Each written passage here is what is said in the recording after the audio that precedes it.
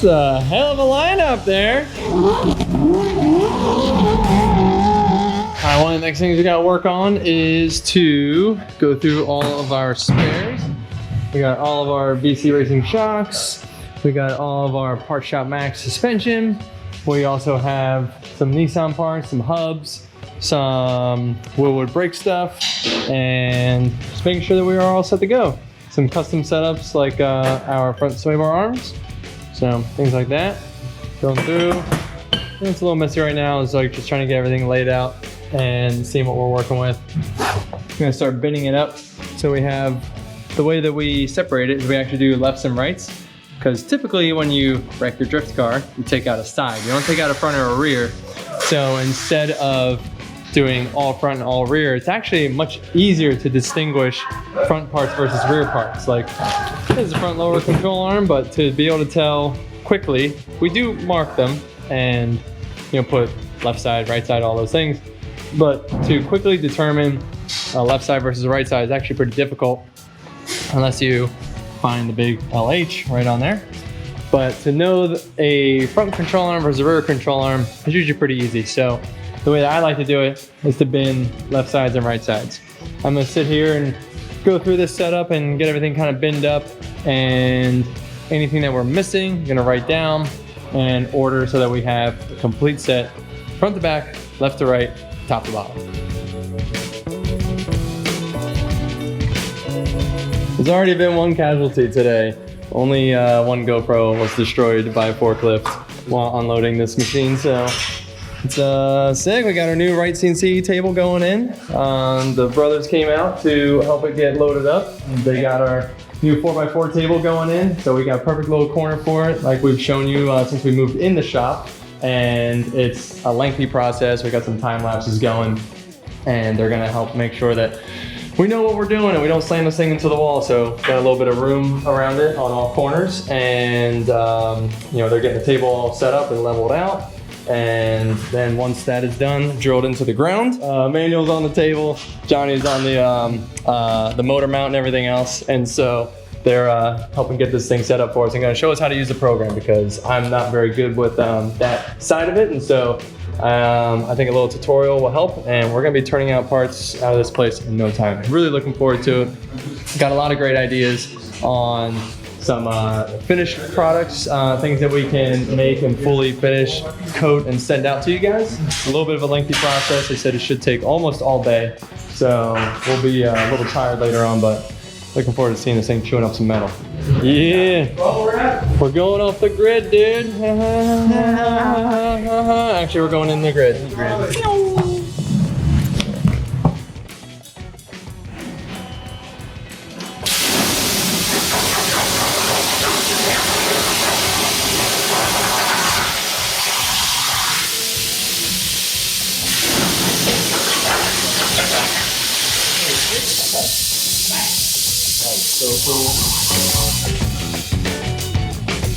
That's a hell of a lineup there. That's fucking sick. Old Turkatron got his Ferrari car back together. He broke the stub shaft when we were drag racing, and he got some fresh meats, fresh tires, fresh rims. And so, what better way to break them in than go for a full rip? Up and down like 3 times and do some donuts down here. Okay. Just if you see anyone like come out on the sidewalks, just don't go up anymore. And like you can do a donut at the end. Just if you see people out on the sidewalk, just don't go up again. Okay.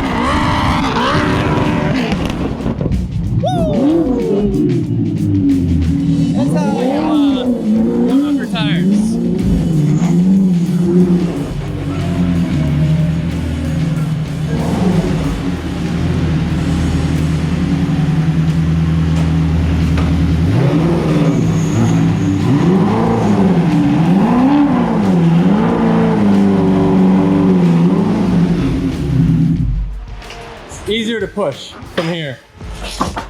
Alright, so I'm gonna make a quick little template for here. Just gonna make a little flat aluminum plate that picks up on this edge, comes in and grabs that side skirt pickup point so that it's got a little strength in that corner. I'll make sure it stays. And it's always really quick and easy to just fire off one of these.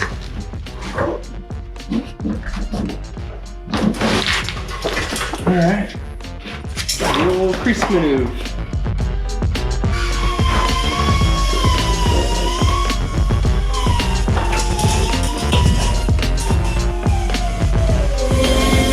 Like what I'll do just to make these even quicker, just rough it in like that, and you'll know where your good spots are. You can mark it with a marker, and then when I trace it onto the actual metal, I'll use the straight edge and straighten those lines out as long as I know that they're straight.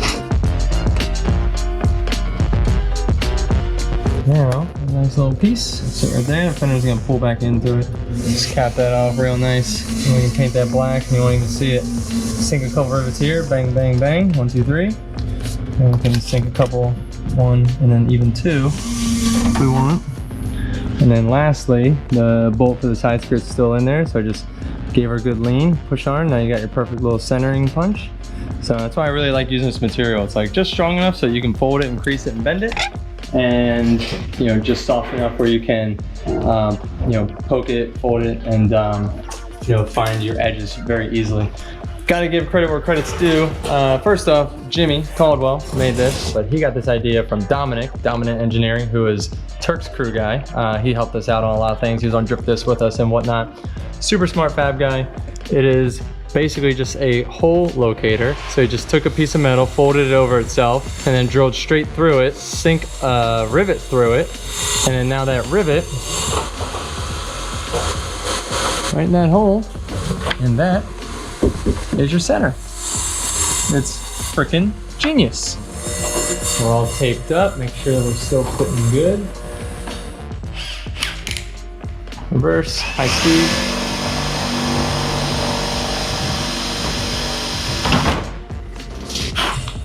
See? And look at that. Perfect fit. Such a smart little move. Such a neat little tool.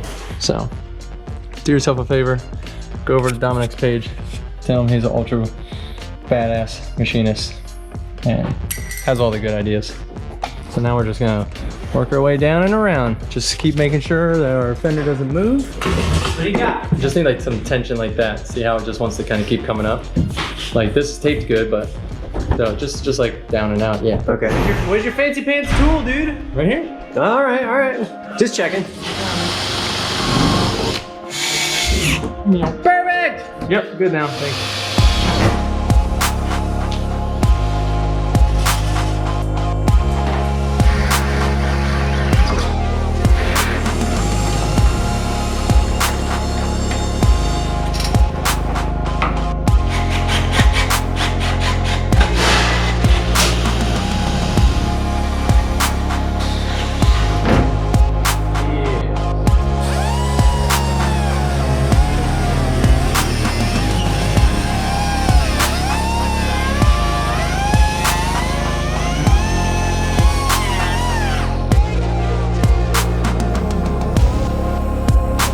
I feel like it would look sick if it like matched that line all nice, you know? Well, I'm about to find out.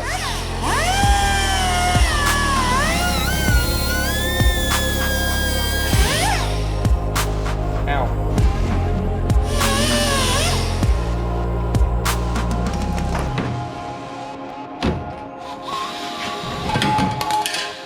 So, what we're talking about is right here. This bumper line, since this fender comes down and gives the wide effect, the bumper wants to tuck under like that. So we just traced that radius, took a little material out right here. And we're gonna try and get that thing to sit up flush like that. So I just popped a little bracket off so that I can give her the old sanding treatment.